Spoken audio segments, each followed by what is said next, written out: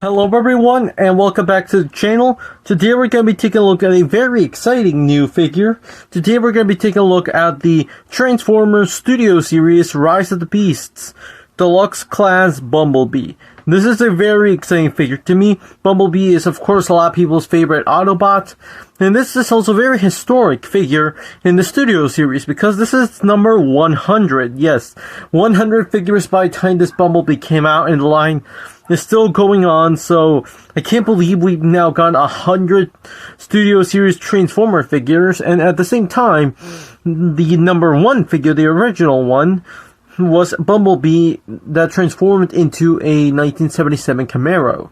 So it's awesome that number 100 is also Bumblebee that transforms into a Camaro, this time based on the off-road Camaro from Rise of the Beasts. But enough with the figure for now, let's take a look at the packaging. So, here we have Bumblebee's packaging. Of course, this is, I believe, the first time we're taking a look at the main Studio Series numbered figures. Of course, we had to take a look at some Studio Series Core Class figures, but this is the first time we're taking a look at some Deluxe or Voyager figures. In this case, a Deluxe class. I really love the colors of these Studio Series boxes. I love how coherent they are next to each other. Like, comparing them here, let me bring out... Just give me a moment. Here we have Bumblebee's box next to the only other Studio Series figure I have from the Deluxe class, that being the 86 RC, and it's really cool just how coherent the style of these boxes are, because even though one is based off of a recent live-action movie, and the other is based off of the original 1986 movie, it's awesome that the packaging is very coherent with each other. Like, even here at the back, they're practically the same kind of look. A small description, in this case, I like how, let's remove RC's box here for a moment, to focus again on Bumblebee. I like how it has a small description, this case, Volcano Showdown. Okay, that's meant to all of these Studio Series boxes, big screen, inspired scale, detail, and backdrop, which is really awesome. And speaking of the backdrop, let's take a look at the backdrop. Here we have Bumblebee's backdrop. I really like also how coherent these are. Here's the number. Again, Bumblebee's number 100. And let me just bring out the figure. I really like how it also has the logo for each respective movie. Here we have Bumblebee, and he just fell down, I'm sorry. Let's see. There. And, again, I almost forgot to showcase the manual, but here it is. Now let's take a look at Bumblebee. And now, here we have the Studio Series 100 himself, Bumblebee. And this is a really awesome figure. It's very accurate to Bumblebee's design in Rise of the Beasts. And here's a bit of a fun fact about this figure. Let me zoom in into his face. As you can see, really well applied paint job. The eyes, and all the silver on his face. It looks really good, but here's the thing. With the first release of this figure, the first couple of months it came out, it actually had a lot less paint in his face, but it actually had the Autobot logo, which is on his forehead, colored, so there was a bit of orange there on the Autobot logo, but not that much gray on the face. And so, even a lot of people, when this figure first came out, were complaining about how he had a lot less paint in his face. And so, Hasbro decided to go back and add some more paint to the face, but remove the paint from the Autobot insignia. And I have to be honest, I prefer more paint on the face than on the emblem. And I actually remember that when this figure first came out, there were a lot of people modifying the figure, like adding a lot more paint job, etc. So it's cool that Hasbro went back and repainted this figure, but I believe only in that aspect. But apart from that, it's basically the exact same mold as the first release. I'm curious if that first release will be a bit hard to come by because of how he was like a limited release, I guess. But I'm pretty sure not that many people will be interested in the first release because of how this one is technically better. But the detailing is really well done. It has really good paint job. And here at the back, you can see how compressed the front of the Camaro is. You can see there, I like how all compressed is here.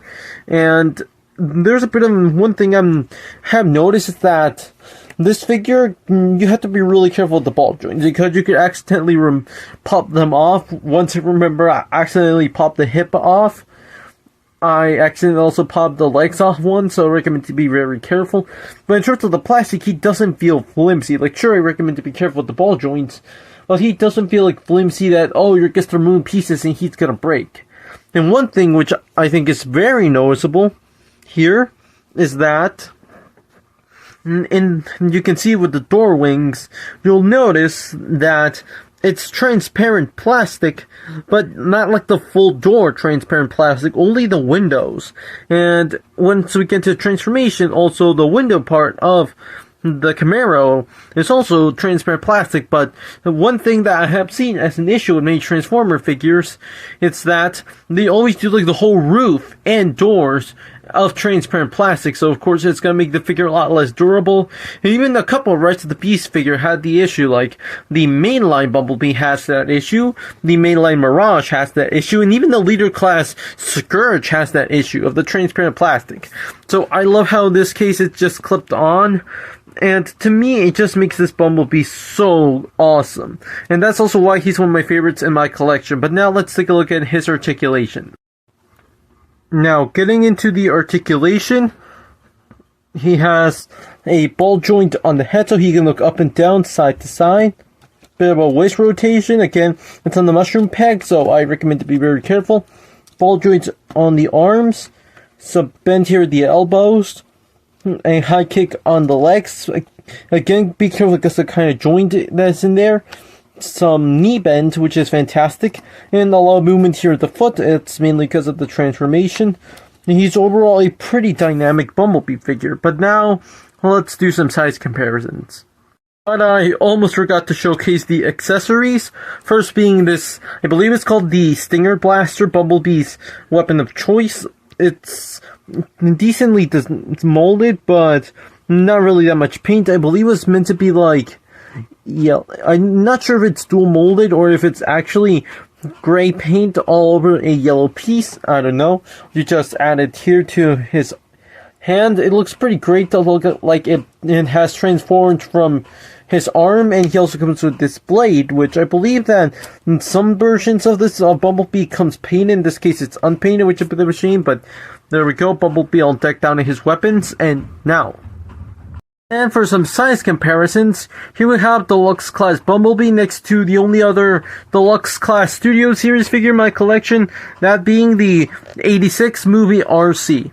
And I think it's kind of interesting just seeing the comparisons here on sizing, like comparing a G1 character to a new movie character. It's interesting to see the evolution. And I sadly don't have any G1-esque Bumblebee figures. I really want to have a Volkswagen Beetle Bumblebee. But for now, I had this comparison, and it's really interesting just seeing how different they are and just how far-reaching the Studio Series line has turned out.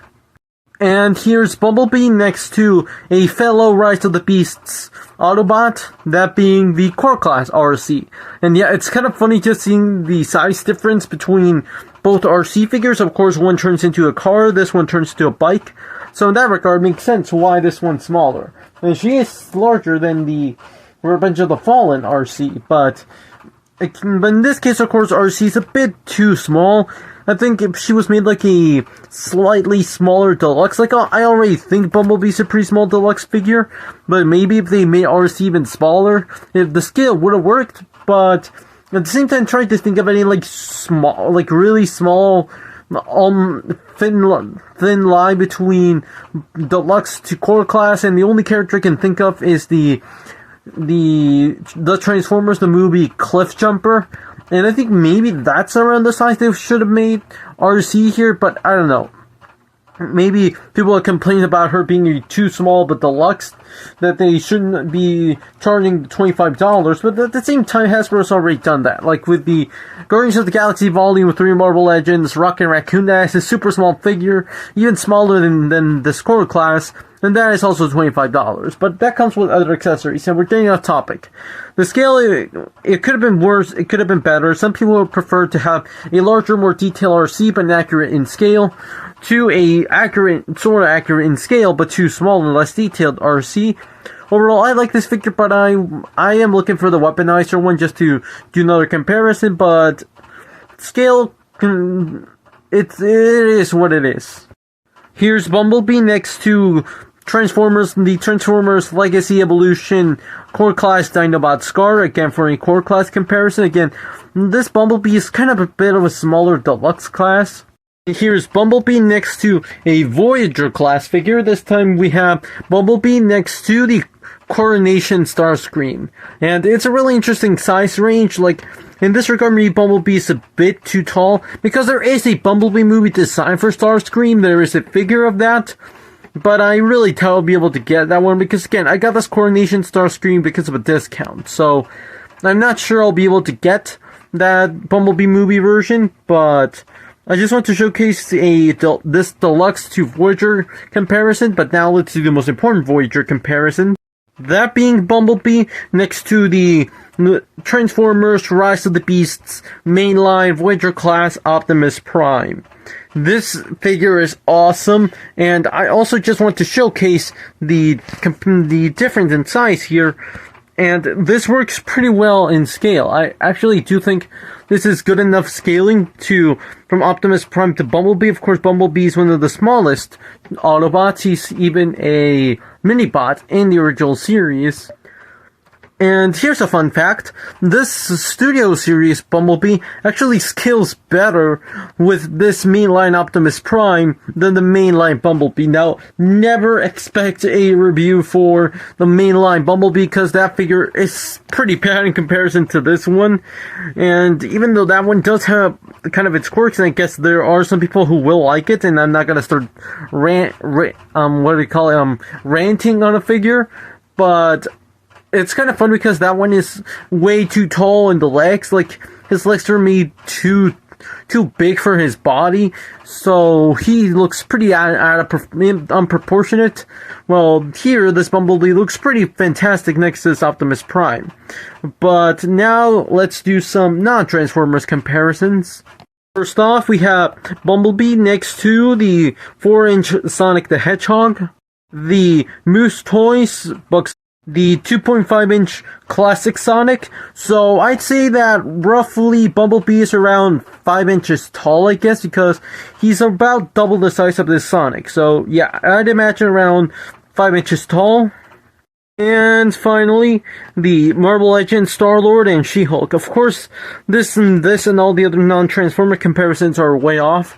Again, Bumblebee should be around 8 or even 9 inches tall in order to be in scale. Maybe the YOLO Park building kits or, yeah, the model kits may be more in scale with these. And I really want to get those model kits. This is, to me, the best transforming Rise of the Beasts Bumblebee. But I would really like to get those YOLO Park model kits. But now, let's take a look at Bumblebee's transformation. Now, going into Bumblebee's transformation, the box mentions 20 steps. And I believe this is a kind of more straightforward Bumblebee. And first off, you have to move these lights. Like this, I recommend to do it first because in my case, I kind of forget to do it later on. Something else I mentioned earlier is that the plastic feels pretty fantastic. Like, he doesn't feel like he's gonna break or anything like that, which I also really like how very straightforward this transformation is. It's more about just memorizing the steps, and it becomes a lot easier. So I remember I had a tough time transforming this Bumblebee the first time I got the figure out of the packaging. As I mentioned, I accidentally popped the waist off, so I recommend to be very careful. There we go. And I'm actually, in a lot of occasions, really worried when people just don't know how to use Transformers, and I feel like they're going to break their figures. In my case, I also feel like I might be one of those people, so I'm sorry if you feel like I'm not doing it right, but I'm following the exact same steps. And again, I'm really happy that the roof and the doors are not made of a transparent plastic, because this would be a pretty fiddly transformation, because again, even with the mainline Rise of the Beasts Bumblebee, it's very fragile. But there we go. There's Bumblebee in his 1977 off-road Camaro mode. Now getting into the vehicle mode, here's the fun fact: you can actually store the weapons even in vehicle mode. Like here, you have to flip Bumblebee down, and here's a slot which will peg here on this part, and, well, it works as a weapon storage, and the cannon can also be stored here. Pretty fantastic. Now, this vehicle mode is pretty awesome. I believe this and the mainline Bumblebee are the only off-road Camaro Bumblebees we have for now, so it's going to be interesting in the future just seeing how they evolve. But, of course, probably the main flaw you've noticed by this point is the arms kind of dangling under the Camaro. Like, why?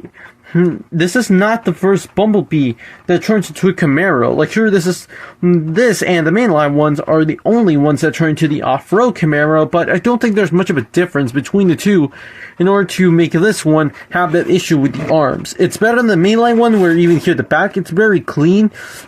This part were the legs, the feet, but now they've been really well hidden. While for the mainline one, it basically has the feet hanging off the back. But zooming into the paint job, really well applied. Again, I'm so happy that the glass and the windows are a individually clipped piece and not completely matte out of transparent plastic. Makes the figure a lot more durable, and at the same time, it avoids any paint mishmash. Overall, really, really fantastically done Camaro mode. But now, let's do some vehicle mode comparisons. Vehicle mode comparison. Here we have Bumblebee next to, again, the Rise of the Beasts RC and Optimus Prime. And I really love how these look. Now, sure, Optimus Prime is pretty small in comparison. Of course, the Freightliner truck should be a lot larger, and that's where the Studio Series one will take play later on, when I someday get that one. But I think that the scale between the Ducati motorcycle and the off-road Camaro is good enough. And it's just awesome to get these new Transformers. It's so awesome to have a new movie. And apart from the Studio Series one, in terms of missing Autobots, I'm still missing Mirage, which I'll only get the Studio Series one. And it's around the same price as Bumblebee. So I am in the search for that Mirage and the mainline Wheeljack. Since there's no Studio Series officially licensed Volkswagen van Wheeljack, I had to sell for the mainline one. Overall, pretty fantastic looking car cast. Now, I'm not going to do the whole non-Transformer comparisons again because I think that's kind of unfair because these are now vehicles.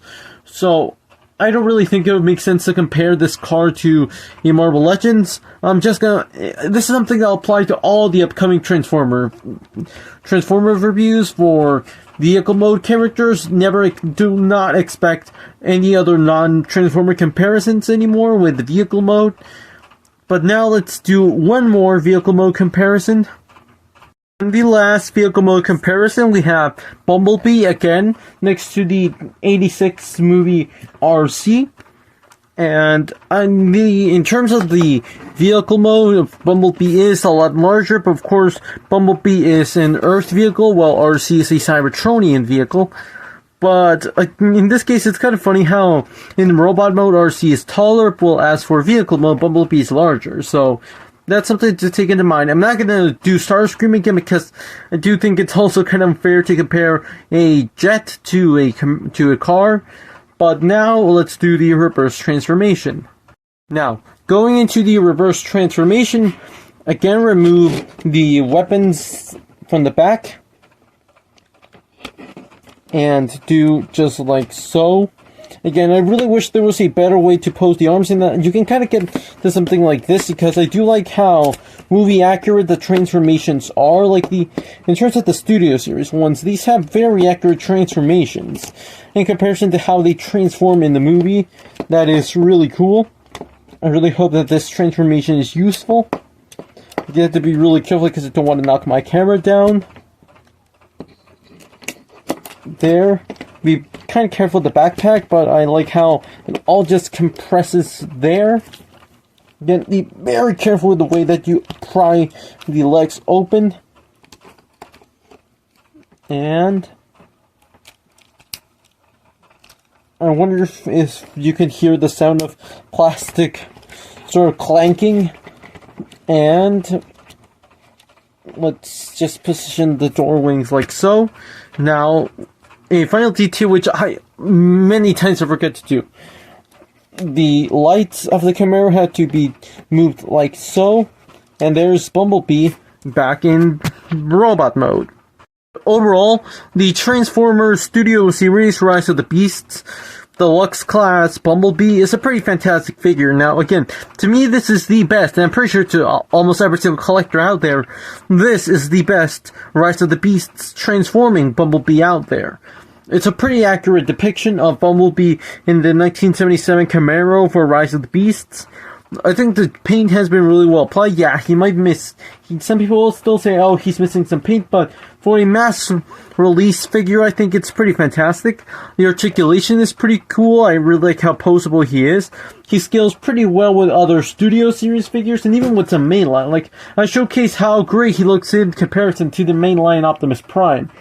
And again, he looks even better than the mainline Bumblebee next to the mainline Optimus Prime. So, he's definitely must-have for any Rise of the Beasts or in general Transformers collection. And that's mainly why I have him. But Bumblebee is, of course, a lot of people's favorite Autobot. He's also one of my favorites as well, so I definitely need his figure. And that's it for this video. Thank you so much for watching. Please let me know in the comments what you think about Rise of the Beasts Bumblebee. But that's it. Thanks for watching.